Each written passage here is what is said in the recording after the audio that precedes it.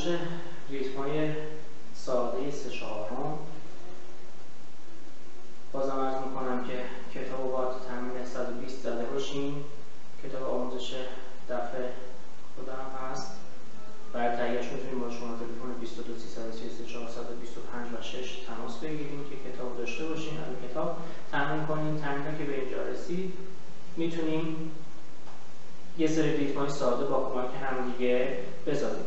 ریتمایی که میخوایم درست کنیم ریتمای 3 ضربی هست. 3/4 پایان میشه دوم بر 1 2 3 1 2 3 1 2 3 1 2 3. شماره یکمون رو چنگ میکنیم. 1 تون چپ 2 بک سیاه سم بک سیاه پس 1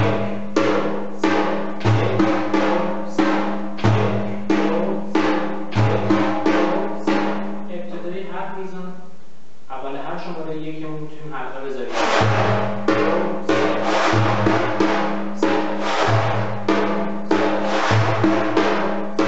میزان بعدی تون چپ چپ تون بک شماره یک تون شماره دو چپ شماره سه هم چپ.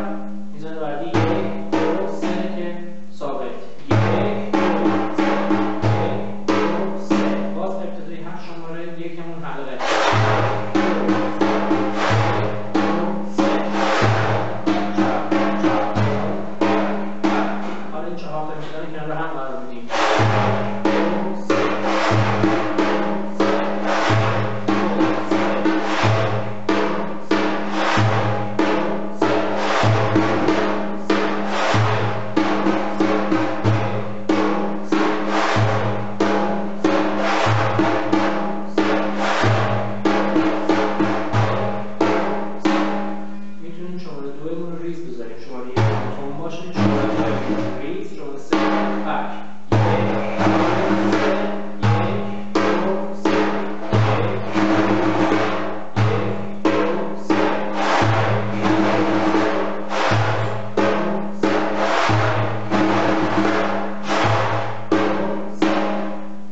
این ریتم رو کنار هم بذاریم. یه ریتم ساده 3 ضربی میتونیم داشته باشیم تا تو ویدیوهای بعدی تکنیک‌ها کمی بیشتر بشن.